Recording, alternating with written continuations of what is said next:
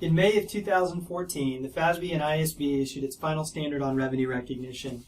This podcast focuses on the impacts on life sciences companies.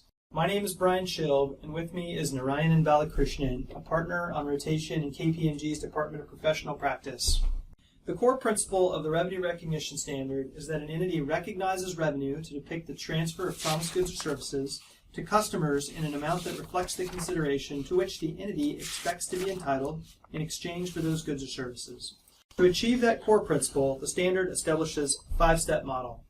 First, the entity identifies the contract with the customer. Second, it identifies the performance obligations in the contract. Next, we're going to determine the transaction price and then allocate that transaction price to the performance obligations. And finally, we're going to recognize revenue when a performance obligation is satisfied. When entities license intellectual property and the licenses have standalone value, there's some diversity in the practice with regard to the timing of revenue recognition. And depending on the circumstances, under current U.S. GAAP, some life sciences companies recognize revenue up front at the point of transfer, while others recognize it ratably over the license term. So, Narayanan, can you talk about how this new standard will change the practice? Under the new standard, life science companies will first have to determine whether licenses are distinct from other performance obligations.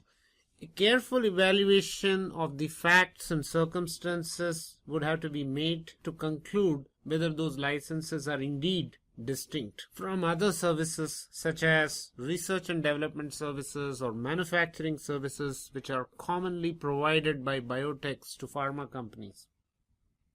Licenses are considered to provide access where there is an expectation or a requirement for the entity to undertake activities that significantly affect the intellectual property. And those activities do not involve the provision of separate goods and services, and the customer is directly exposed to any positive or negative effects of those activities. When all the three criteria are not met, the license is considered to provide a right to use the intellectual property.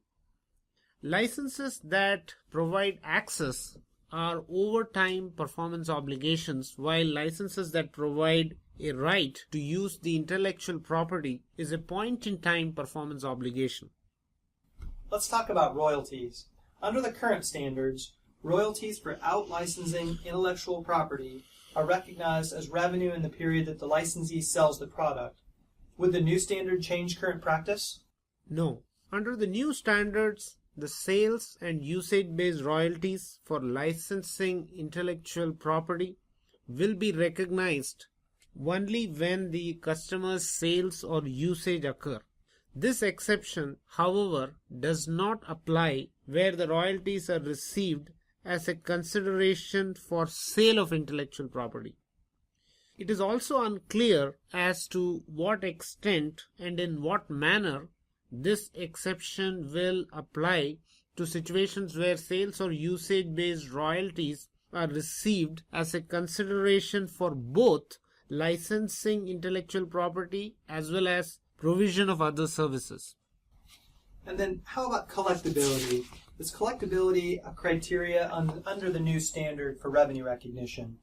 Under the new standard, in order to conclude that a contract exists, an entity should, in addition to the other criteria, also determine that collectability is probable. Further, consistent with current standards, the new standard also requires losses from credit risk to be reported as a bad debt expense as opposed to impacting the transaction price. However, where there are anticipated price concessions, those would be required to be factored in the transaction price. What is difficult to implement is where life science companies enter new markets, there might be some uncertainties about their ability to collect the consideration, and it may be difficult to distinguish whether those uncertainties call into the question whether the contract exists in the first place, or whether there is an anticipated price concession, or whether that uncertainty is more akin to a bad debt. The new standard also requires several significant incremental qualitative and quantitative disclosures for both interim and final periods for public companies. There is some disclosure relief, however, for non-public entities. The new standard will be effective for public business entities and certain not-for-profits in interim periods and years beginning after 12/15 of 2016. So for a calendar year and public company, it'd be 2017. For all other entities, there will be a one-year deferral. For transition approaches, an entity could apply the standard retrospectively, meaning if they adopted in 2017, they would have to restate their 2015 and 2016 comparative periods. There are some practical expedients that would make that transition easier to apply. Alternatively, an entity could use a cumulative effect at the date of adoption, in which case they would apply the standard in 2017. They would not restate 2015 or 2016, but if there's a contract that's still open on 1/1/17, the new standard would be applied retrospectively to those contracts. For additional information, refer to KPMG's Financial Reporting Network, including the latest on the revenue recognition page, which links to KPMG analysis of the new standard, including defining issues, webcasts, and other podcasts. And I'd like to thank you for listening to our podcast.